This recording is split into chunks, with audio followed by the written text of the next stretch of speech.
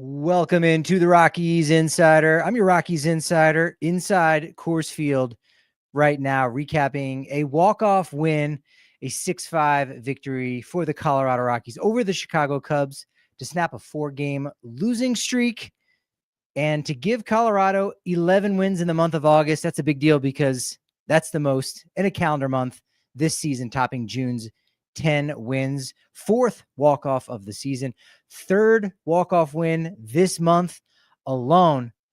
And this win was very valuable because it guaranteed that Colorado will not set an MLB record for most home losses in a single season. Now, they lost on Saturday night. It was their 47th loss at Coors Field this season, most ever at home in a single campaign in franchise history.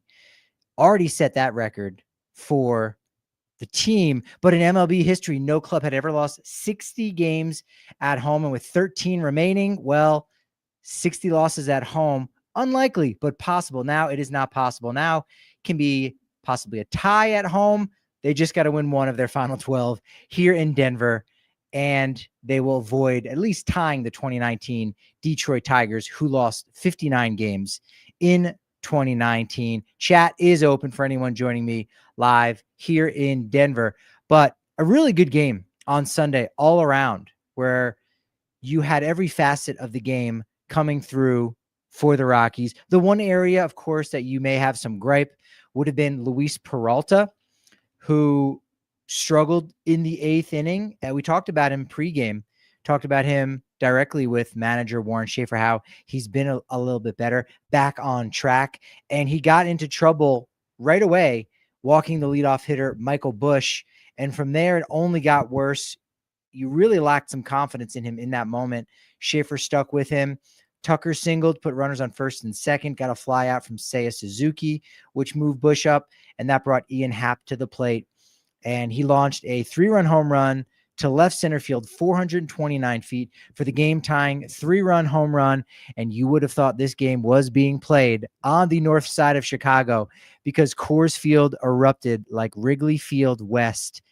It was insane, but also not like anything we haven't already experienced here at Coors Field with an invading fan base, 40,000 fans in attendance at Coors Field on Sunday. It felt like 80% Cubs fans, 20% Rockies fans, but those Rockies fans in attendance were fighting indeed. In the chat, Philip, what's good, Patrick? Always nice to see a good win at home against the Cubbies.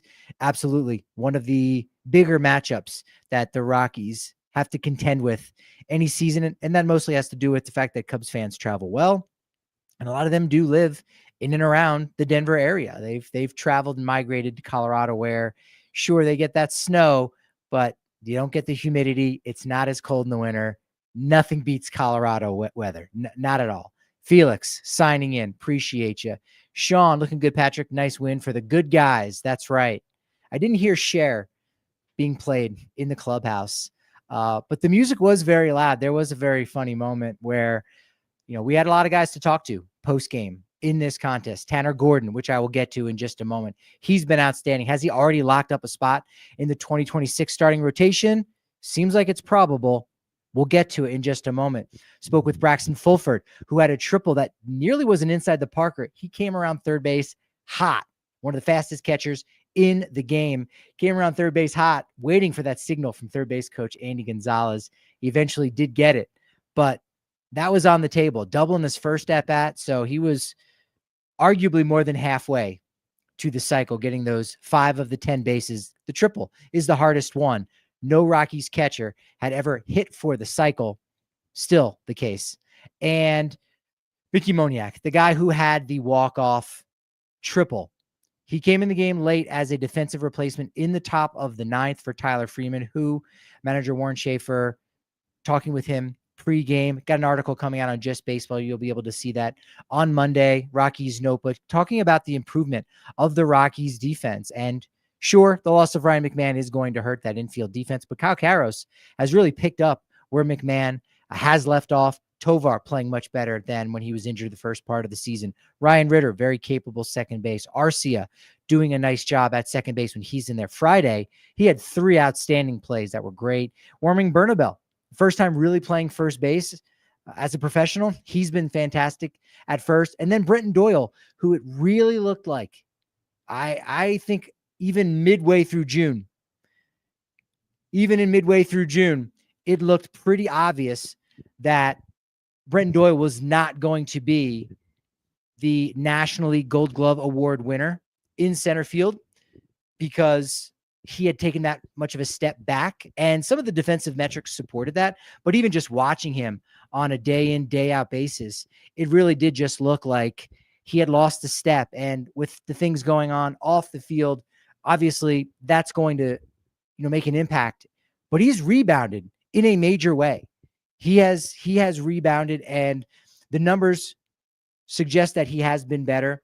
Outs above average has him at +6, which is tops on the Rockies and is tied for 5th most for National League center fielder. So there's still a chance that he could be a Gold Glove Award finalist this year. So the defense was a lot better, but we talked about Mickey Moniak and some of his leadership abilities. And despite the fact that Tyler Freeman has looked more comfortable in right field, Mickey Moniak is a much better upgrade defensively. So he comes in and is able to get an at-bat against closer Daniel Palencia.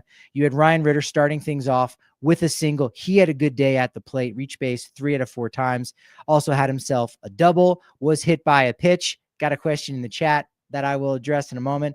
And then Mickey Moniak steps to the plate, hits one deep into the corner, and just busting out of the box like he typically does.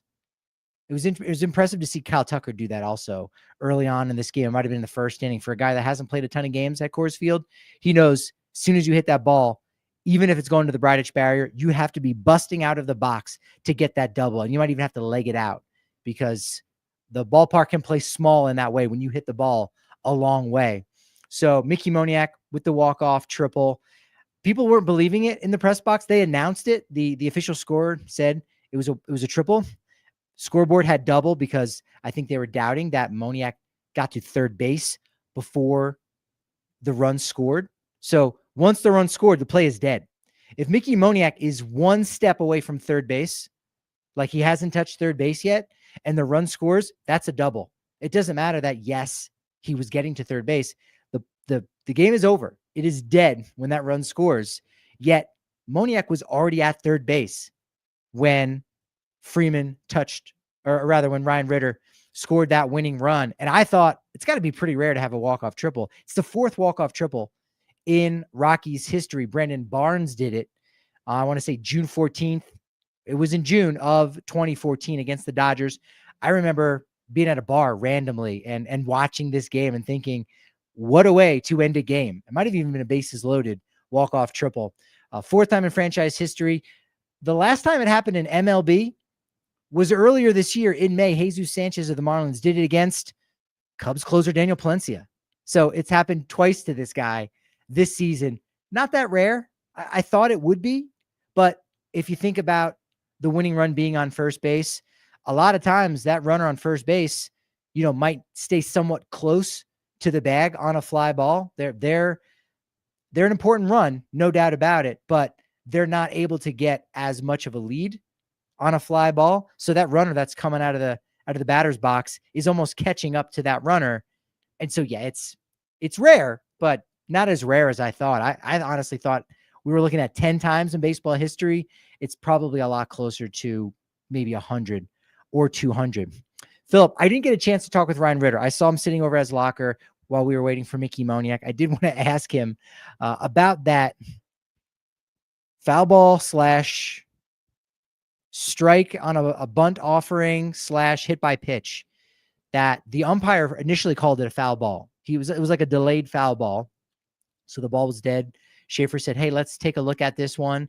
And on the replay, you could see pretty clearly that the ball just barely nicked Ryan Ritter as he was pulling the bat back. He was leaning in towards home plate, but pulling his bat back. And I thought we were going to get neither a foul ball or a hit by pitch. It was just going to be ruled a strike because he came into the strike zone. His body moved into the zone. He arguably hit the ball. The ball did not hit him, but he got first base on that. That extended the rally just a little bit. Rockies weren't able to do anything with that. But they were doing a nice job all game. And, Tanner Gordon was the guy who set the tone this entire game. This is a guy that gave up 17 runs and 23 hits in consecutive starts. Only the second Rockies pitcher to ever do that. I'll say that again. 23 hits and 17 runs, earned runs in back-to-back starts, then goes out and gets the win against the Diamondbacks. Goes out and hands Shohei Ohtani his first loss in 2 years against the Dodgers here at Coors Field. Then in Houston, AL Cy Young Award contender Hunter Brown, he hangs a loss on him as well. You might not realize it, but Tanner Gordon leads this team with 5 wins. Did not get the win today because of that home run that Peralta gave up. That tied the score, wiped away his pitcher win. But now against another guy who is an all-star and will likely get some Cy Young Award votes in the National League, in Matthew Boyd, 12-7, 2.82 ERA. Tanner Gordon sticks a loss on the Cubs and Matthew Boyd, and he's been really good. Today was his 5th quality start. That ties him with Germán Marquez for second most on the team, behind only Kyle Freeland's 11 quality starts. And this is a player that was acquired back in 2023. 2 players came over from Atlanta. It was Pierce Johnson going to Atlanta, where he still resides, and both Victor Vodnik and Tanner Gordon came over. Great trade, right? Neither Gordon or Vodnik may end up being an all-star, but they become valuable pieces, valuable assets to a franchise that lacked depth. And the Rockies don't typically lack expiring contracts or players that they don't really want to bring back, but do have some value. That is why you make a trade. That is why you try to acquire some lottery tickets. They're not billion-dollar Powerball lottery tickets, but they are something for an expiring asset. And so far, you look at that deal with Atlanta back at the trade deadline in 2023, and you say, that was fantastic. And not all trades will you look back that fondly on and say, hey, that was a genius deal. It might not be anything, but you have to take those chances. No one ever looks at an expiring contract or waiving a player like a Brendan Rodgers, or letting them just getting non-tendered like Cal Quantrill, and say, hey, that was a great move. It was a necessary move in that moment, but why didn't you do something earlier? Why didn't you make a trade? Why didn't you deal that guy to another organization and acquire a prospect before you decide you were going to jettison that player, when maybe the writing was already on the wall? So Tanner Gordon is paying dividends for the Rockies, and you could argue that he probably has sewed up a spot in the rotation next year, except it's not February of 2026.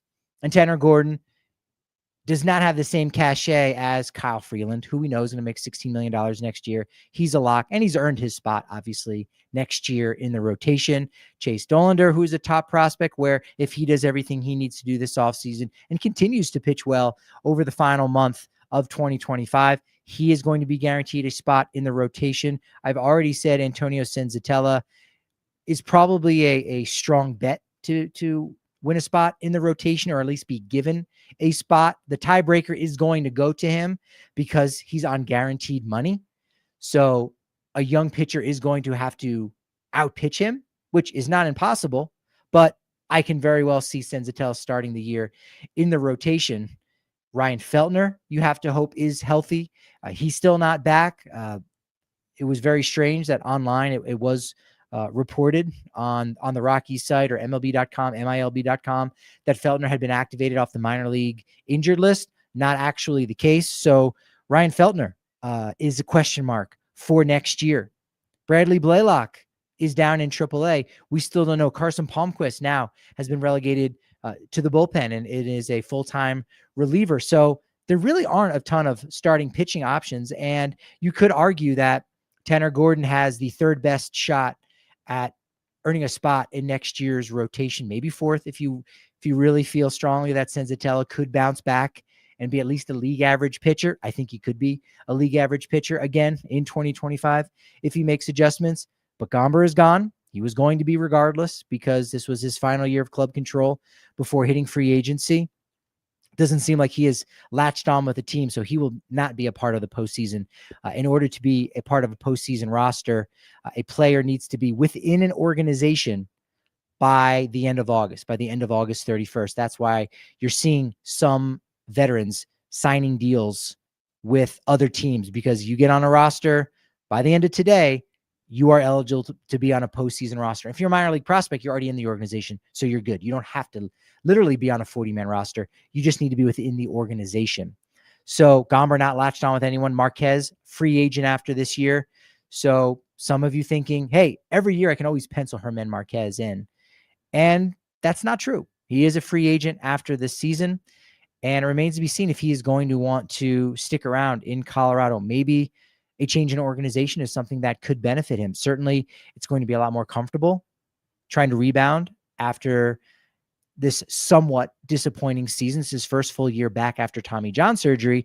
So I would argue that, expectations, I don't think were seriously going to be that high for him.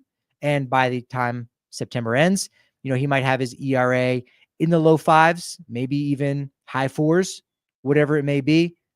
That's fine for this organization. So maybe you do bring him back. Or if you're Germán Marquez, you might look and say, I'm 30 years old. I could keep pitching for another 7-8 years and be really good. Again, like all-star good.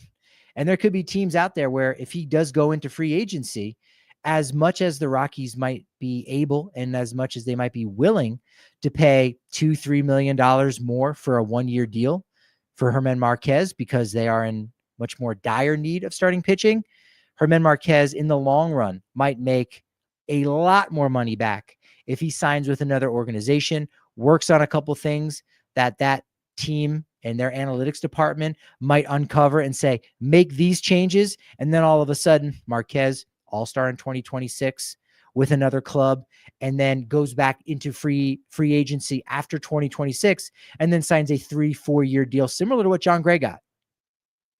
That seems very likely. I can see that potential happening for him if he does go elsewhere. If not, he does have a nice cushion to fall back on. Speaking of contracts, I saw some misinformation that was out there. Felix asking, do you see Mickey Moniak coming back next year? 100%. Mickey Moniak is a Colorado Rocky until the end of the 2027 season. And some of you are saying, well, Patrick, he signed a 1-year deal this offseason. Yes, he did. He signed a deal, guaranteed money for this year at, I think, $1.25 million. But because Mickey Moniak is not going to have 6 years of service time at the end of this season, he is still under club control for 2026 and for 2027. He still has 2 more years of team control before he reaches free agency. So I think that's one of the reasons why Moniak did not move on from the Rockies. It's one of the reasons why they're keeping him around. And I talked with Schaefer. I got an article coming up, had a one-on-one conversation for Just Baseball.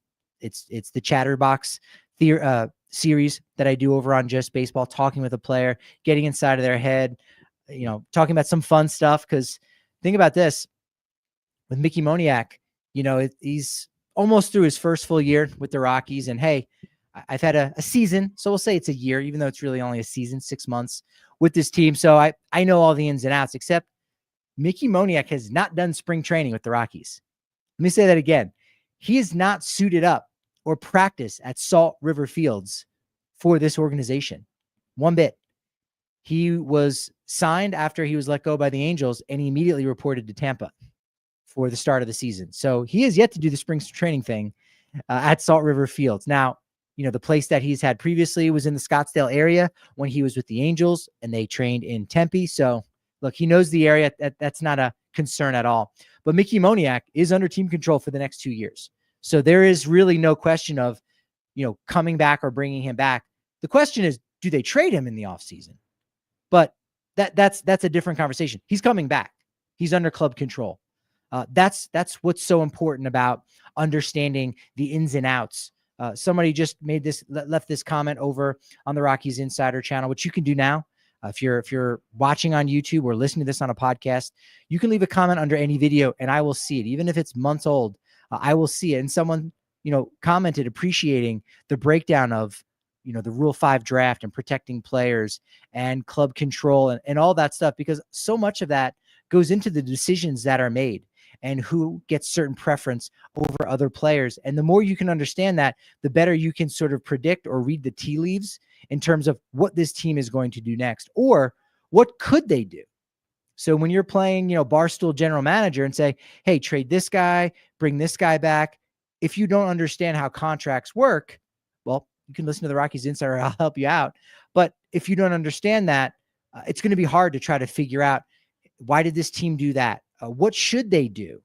And really, again, trying to figure out the future of a franchise like the Rockies that it's struggling to figure things out. Moving on to, Tanner Gordon, getting back to him. I appreciate all the questions in the chat. Keep them coming. But 9 strikeouts for Tanner Gordon. Walked a batter right there at the end. PCA, he kind of knocked him down, and then PCA had a bat flip on the walk. That was his lone walk of the day. But 9 strikeouts for Gordon, a career high, a season high for the Rockies. Colorado was the last team in the majors that had not had a starting pitcher or a pitcher with at least 9 strikeouts in a game. Last time a Rocky had done it, Kyle Freeland last July. Gordon had an opportunity to strike out 10, which has been done once since the end of the 2021 campaign. That's how bad the Rockies pitching has been since the start of the 2022 season. One player has struck out 10 batters in a game. That was Ryan Feltner last season. Tanner Gordon nearly did that. Some other stats, some other takeaways from this game. Brenton Doyle continues to play well. 1 for 3, 2 RBI. He finishes August with 22 RBI. I honestly haven't looked around the league to see who else has a potential to win August Player of the Month, but Brenton Doyle's got to be a top 5 guy right now. We'll see if that possibly comes to fruition. So he's been really good. Braxton Fulford, as I said, with the double and the triple RBI, really good. First catcher to double and triple in a game since Elias Diaz did it in 2023 at Boston. So first time in a while here at Coors Field. Orlando Arcia, 3 for 4, season high 3 hits. First multi-hit game since July 3rd versus Houston, when I believe he was a member of Atlanta at that time. 4 runs against Matthew Boyd, pretty darn good. And Kyle Tucker, 3 for 4 on Sunday. He's reached base safely in 10 straight games dating back to August 21st. On Saturday, a 4-3 loss that put the Rockies at 1-8 over their previous 9. McCade Brown, fine. Not great, really, though, because he becomes the first Rockies starter since Chad Bettis in 2013 to walk 6 or more batters totaling in those 2 starts. Between his first 2 career starts, Bud Black would not have stood for that because he hates the walks. Javier Assad for the Cubs, really good. Tip of the cap to the Rockies, continuing to cut down on the strikeouts. Strikeouts are down big time for this team. Only struck out 4 times on Saturday, their 5th time in a game with 4 or fewer Ks, 4 of which have come since July 1st. You got to thank Warming Bernabel for a lot of that. It's going to happen when you swap out Michael Toglia for a contact hitter like Warming Bernabel, who did foul a ball off his knee on Saturday night in his first at-bat. Later singled, which snapped an 0-for-26 slump. He exited the game and was left out of Sunday's lineup as a precautionary measure. I got the sense that maybe he wouldn't have been available off the bench as they just wanted to give him a true day off. 47,000, sellout number 5 on Saturday. I actually asked Craig Counsell a bit about this because, we got another 100-loss season, and yet you're selling out. Cubs fans travel well, 33,000 on Friday, 40,000 on Sunday, but a sellout on a Saturday night. And, Counsell chalked it up to some cheap alcohol. And I think it's $3 a pint or for a beer up in the rooftop before first pitch. So yeah, maybe there's something there to that. Friday's loss, 11-7. Herman Marquez, really bad. He was activated before the game. Nick Anderson was optioned back to Albuquerque. Then I believe he signed a deal with the Mariners. Didn't see the specifics exactly on that, but with a lot of veteran pitchers, someone like a Nick Anderson, they have certain clauses in their contract saying, hey, if I'm not on the big league roster, the active 26-man roster by a certain date or a 40-man by a certain date, then I can opt to become a free agent. And with the postseason right around the corner, wouldn't be surprised if you saw Nick Anderson pitching in some important games late in the year for the Mariners in September and maybe even in October. But for the first time in 195 career starts, Germán Marquez did not record a strikeout, dating all the way back to 2016. Had not recorded a strikeout. It happened once in his career, but he came in as a reliever. It was like his third outing ever. Suffered his 12th loss of the season, one loss shy of tying his career high set in 2022 when he lost 13 games. His ERA jumped over 6 for this season. Of the 8 Rockies who have made at least 7 starts this season, only one starter had been better than a 6 ERA. That's Kyle Freeland with his 5.28 ERA. Senzatella, first time out of the bullpen since 2018, gave up a pair of solo homers. That wasn't quite the difference, but it did hurt the Rockies' comeback push. Cade Horton in that game on Friday had allowed only 2 runs since the All-Star break, 1 homer allowed, and with 1 swing, Yanquiel Fernandez doubled those amounts of runs. 2-run home run, gave him homers in back-to-back games, did it on Thursday in Houston, then on Friday against the Cubs. Horton still looking great in the second half, 6-1 with a 0.86 ERA. He now, as I said on one of the shows earlier this week, a couple days ago, the front runner for NL Rookie of the Year award. Rockies got to the Cubs bullpen, but it wasn't enough, unfortunately. Brenton Doyle, 2 for 3 in that game. His first multi-double game of the season, playing so well. And then Dansby Swanson was just that shy of a 3-homer game. Had a triple on that one fly ball. That would have been a dinger in 25 out of 30 ballparks, including Wrigley Field. So he had to settle, unfortunately, for just 2 home runs in that game. As I mentioned earlier, there are a lot of big leaguers who have been cut just before the end of August, latching on with other teams. Walker Buehler has got $3.4 million remaining on his big $21 million contract with the Red Sox. They cut him loose. Phillies, I believe, picked him up. Isaiah Kiner-Falefa had a $7 million deal with the Pirates. He's got $1.21 million remaining on his deal. Toronto has scooped him up. And the Cubs, right here, Craig Counsell had to keep a tight lip. I'll let you know what Craig Counsell had to say in just a bit. It's always interesting sitting in on the opposing manager's presser to get an idea of what's going on in that world. So much value in doing that and branching out and getting out from your own silo. But Cubs, Aaron Civili and Carlos Santana, the first baseman, picked up, now postseason eligible. I imagine Counsell may have addressed that in the postgame presser on Sunday. So Giant series probables. Let me get to the chat real quick.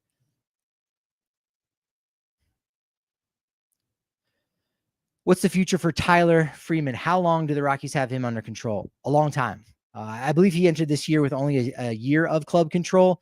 So he's got at least about 4 more years of team control. So there's no issue there. He won't even be entering arbitration just yet. So he's going to be around for the long term. Luke, welcome. You mentioned John Vanderwall on Friday. Such a great nostalgia. Seemed like he always had a crucial pinch hit when needed. Absolutely. I got some more nostalgia for you coming up here in just a minute, Luke. Appreciate your comment too, as well, here on the Rockies Insider on YouTube. But this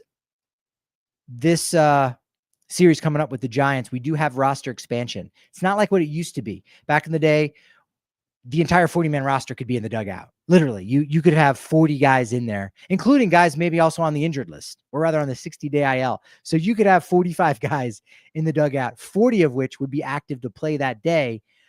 Now it's 2 guys, so 1 pitcher, 1 hitter is all that is allowed. In the chat, will we see Veen back up this year? And if he struggles, should we try to move him in the offseason for a starting pitcher? You should always try to acquire starting pitching. Always, always, always. But Monday at 2:10 start, Labor Day start, Chase Dollander versus lefty Carson Wisenhunt. Tuesday at 6:40, Kyle Freeland against Logan Webb, 12-9, 3.16 ERA. Logan Webb, don't get tired of watching him pitch. He's outstanding. And then on Wednesday, a night game, not a day game, not a getaway day. It's a 6:40 game, Germán Marquez versus lefty Robbie Ray, 10-6, 3.18 ERA. Monday, we find out the September call-ups. Monday, also, if you're at that game, all kids 15 and under will have the opportunity to run the bases after the game. They don't do that very often. Very cool that you'll have that chance. So it's going to be one pitcher, one position player. I think we'll see a left-handed pitcher. I think that's for certain. So either Ryan Rolston or Carson Palmquist. In fact, I could see both of them coming up and Peralta going back to Albuquerque. And then on the position player side of things, I would be very surprised if it was Michael Tolia. I'll say that. I've heard Zach Veen's name a lot more. Heard whisperings of Drew Romo, but I think Veen could possibly be that guy. Sterling Thompson has certainly earned his opportunity to come up. He does need to be added to the 40-man roster. I think they can find room somewhere to put him on that 40-man roster and then activate him. I could also see them maybe waiting a little bit while longer to give Sterling Thompson that chance. So maybe another week, 2 weeks. So yes, one extra position player will be up. Whoever that player is, they are not forced to stay up for the rest of the month. So with some of these young players, you want them to get playing time, and the AAA season is still going on. So whoever you call up, you do want to play. So if it's Zach Veen, you find a spot to utilize him because Schaefer has done a really good job mixing and matching. You do have two left-handed pitchers though coming up to start the week on Monday and on Wednesday. So that might not bode well for someone like Zach Veen, but still, I think you can find spots for Veen to get into this lineup, and then maybe you go with the Sterling Thompson. But we'll see. We'll find out on Monday the situation with that.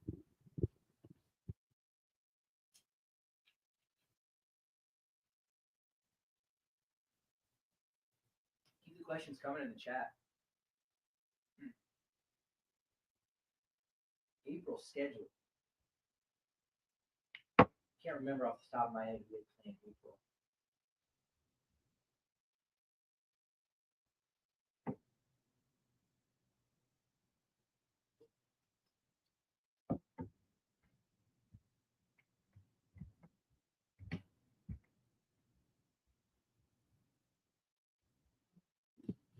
Wow. I'll have to get to that one. Welcome into the Rockies Insider. It's Patrick Lyons, live from Coors Field, talking about the Colorado Rockies. No surprise there. A little bit of history made by Hunter Goodman. A little bit of first place in the how young is your roster rankings, injury updates, and on this date in history. Hunter Goodman, look, he's made history. Not on the field, not yet. He was named the 2025 winner of the Heart and Hustle Award presented by the Players Association, given annually to active players who exemplify a true passion for the game and who best embody the values, spirit, and traditions of the game. It's actually the only MLB award voted on by former players. So good for Hunter Goodman making his mark in the community for the Heart and Hustle Award. A lot of great Rockies have won this award over the years, who've given back to the community, players that, fans do not forget anytime soon. Thinking back to this past weekend of seeing so many of the weird Cubs jerseys of, they're vintage, right? If you see a player that is no longer on the team, it's vintage rather than, look, I just happen to own a Kerry Wood jersey, whatever it may be, or a Cubs Chris Bryant number 17 jersey. Like, you see those. It's a shame a little bit that there aren't more of those for the Rockies. Like, when you see just a Ryan Spielborg's jersey in the wild, that's cool. That's great. There should be more of those that went out into rotation or stayed in rotation. A Carlos Gonzalez, which I feel like I don't see a ton of those around. You think you would. Matt Holliday, I don't see a ton of those. It's really just the ones that are in the team store. It's Larry Walker. It's Todd Helton. You still have people that will rock their Nolan Arenado jersey, as they should. Absolutely. I do love that. But I would love to see some really, some more obscure jerseys around. I think I have, and I got this at a consignment shop. So I got it literally secondhand, and I got it after the fact. But I think it was a Rafael Betancourt number 63 jersey that I got at the Arc or Goodwill, something like that. And I thought, well, this should go in my closet, and I never wear it. A Nafi Perez jersey, great example in the chat. Yes, I feel like I've never seen one of those in the wild. There should be more of those fun ones, and they exist. They are out there, but it would be cool to see a few more than that. Rockies, with some of their recent transactions and some of the transactions of other teams going into Sunday, they had an average age of 26.2. Think about that. The average player was 26.2 years old. That's tied with the Washington Nationals for the youngest roster in the majors. What does that mean? Well, it does mean that the young guys are playing. You let the kids play. Well, they're absolutely doing that. And now that the Rockies have finally been forced to let the kids play, which is something that's, essentially been uttered by fans, shouted from the rooftops by fans since 2022. It's finally happening, and they need a lot more than just young kids playing. They need impact players. And this offseason is going to be so interesting because the payroll is down right now a lot over what it's been the last few years. So they've got money to spend. I don't know who it's going to be on. I don't know where that money is going to go. I do have some thoughts on what they could do. It's probably not what they're going to do, but it would be very interesting. It would be very interesting to see how they might factor in on some of these free agents. I think at this point, they're really going to be mid-tier free agent kind of an organization. Tyro Estrada and Kyle Farmer, that bottom of the middle tier, if you will. I don't know that there really is even a low tier of free agent.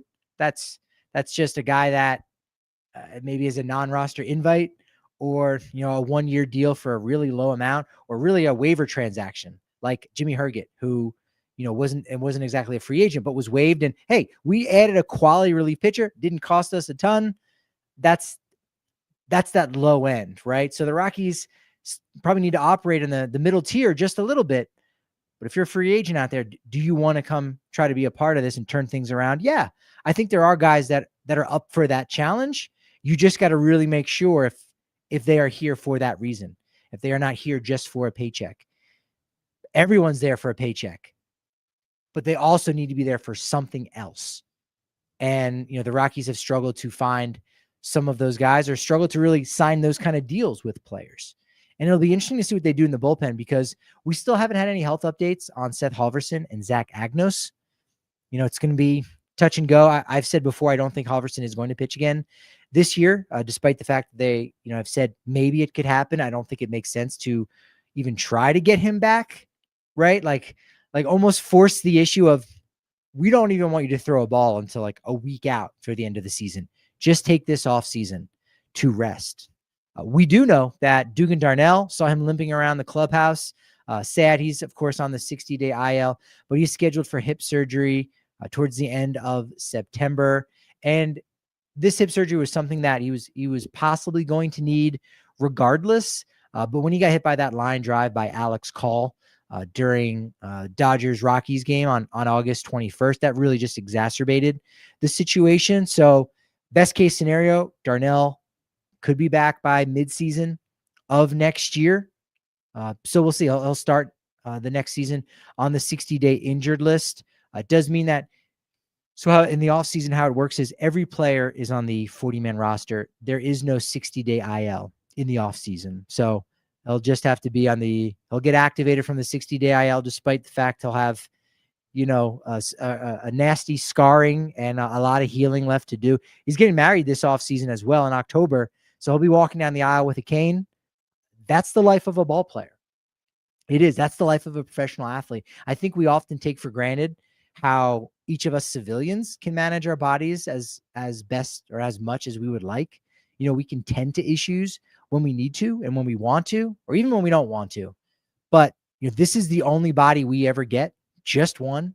That's it. And it's the reason why Sandy Koufax retired at the age of 30, because he was already having shoulder issues. Andrew Luck, Indianapolis Colts, called it a career at age 29.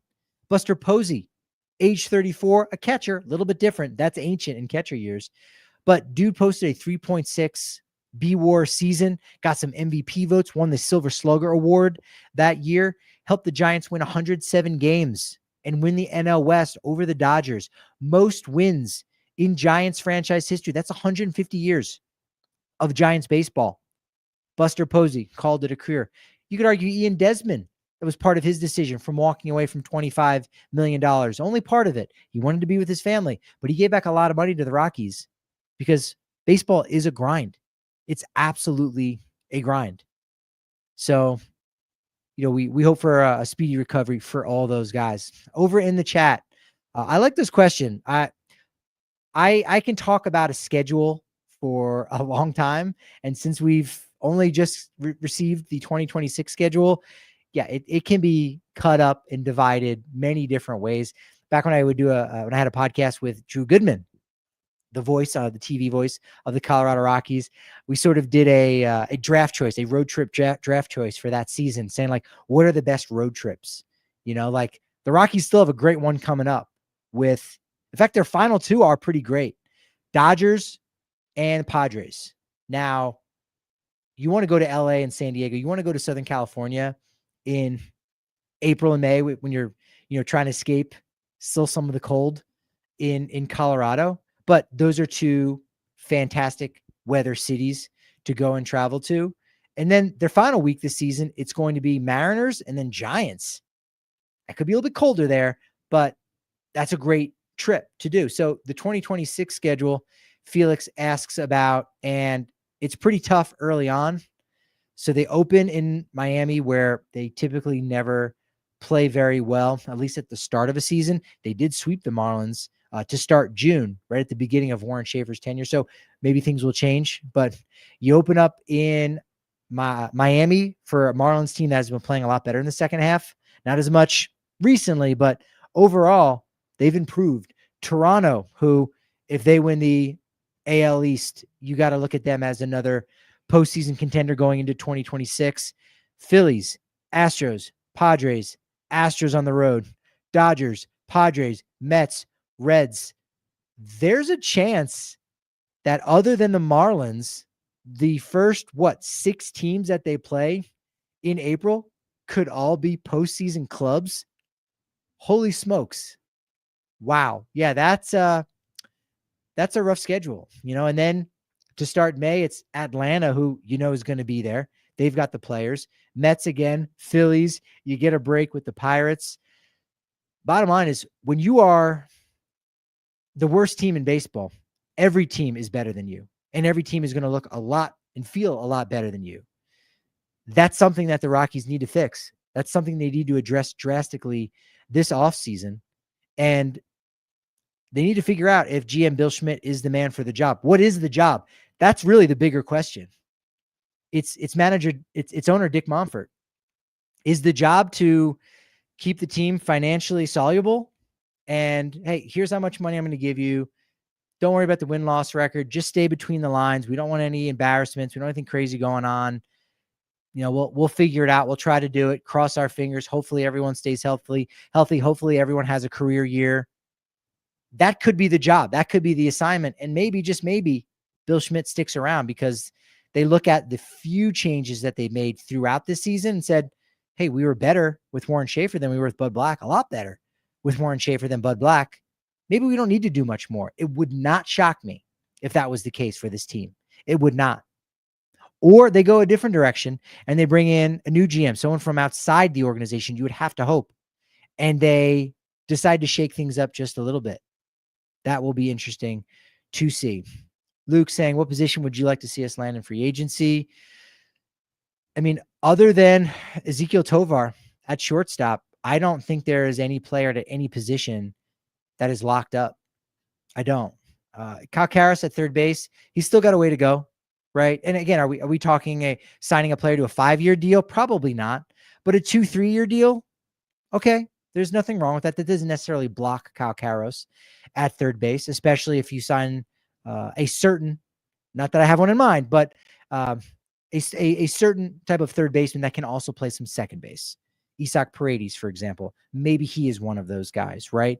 But shortstop is really that one spot. I think Brenton Doyle, you still feel good about him in center field. You feel good about Beck in left field. Again, can you upgrade at those positions? Oh yeah, absolutely. There are a handful of better players than those guys, right? There's no superstars on this roster right now. Even with Hunter Goodman, you could look and say, well, if we got an everyday catcher that caught 3 of our 5 starting pitchers, and the other 2 days were Hunter Goodman. And then when Hunter Goodman's not catching, he's DHing. Would you have a problem with that? I don't think you would. I don't think you would at all. So other than shortstop, and then even at center field, you're saying, well, Brenton Doyle defensively is that guy there. Other than that, everything's up for grabs. The biggest need, of course, is starting pitching.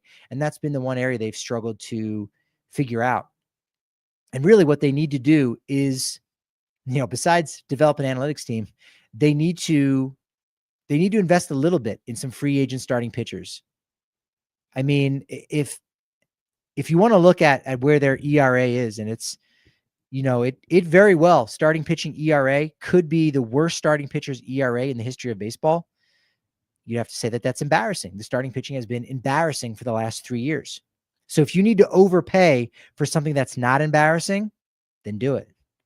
If you go back and look at what Mike Hampton was able to do on the mound, he wasn't embarrassing. His contract might not have looked great. His contract, what it might have made you say, well, that's frustrating. We're not getting an all-star out of this. Well, I did actually get an all-star starting pitcher that first year with the team in 2001. He was an all-star.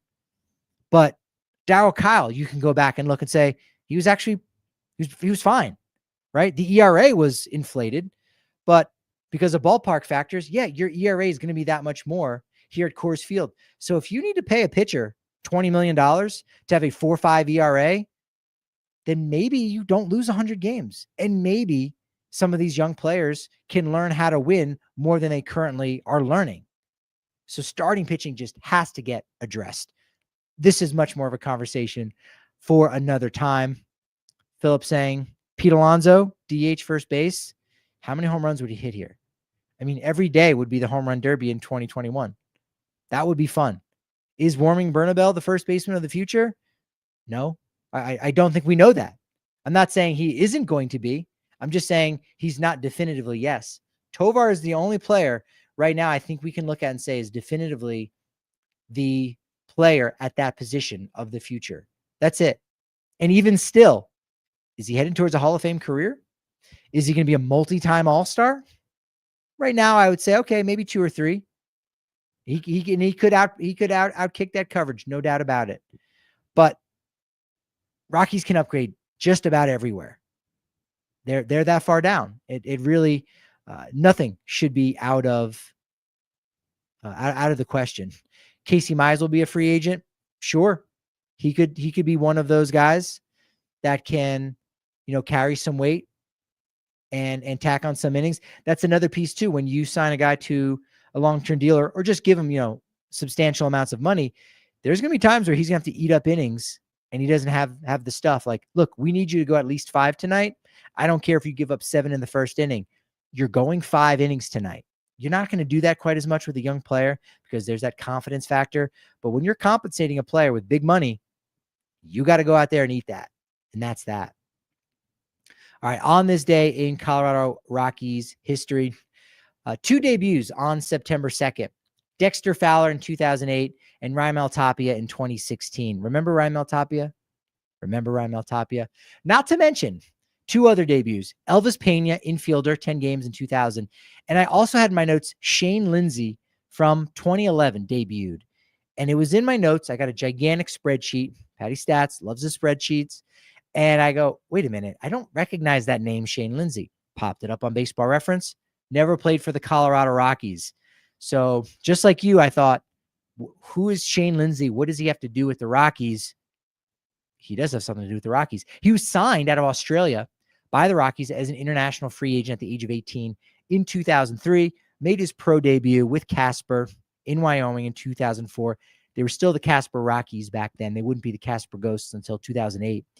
He eventually did reach AAA in 2010 before being waived in May of that year, bounced around a bit until debuting for the White Sox in 2011, 27th Australian to appear in the majors, but it was not with the Rockies, who've only had 1 Australian pitcher, Mark Hutton, ever pitch for the team. And coincidentally, was traded for Craig Counsell. Not a good trade.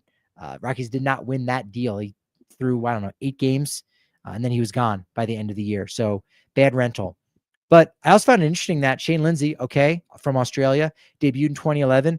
That's the same year that Liam Hendricks debuted, who's still going, by the way. So kudos to him. Lindsey pitched in 4 games for the White Sox in 2011. Lindsey also pitched for the Albuquerque Isotopes in 2013, but they were a Dodgers affiliate at that point.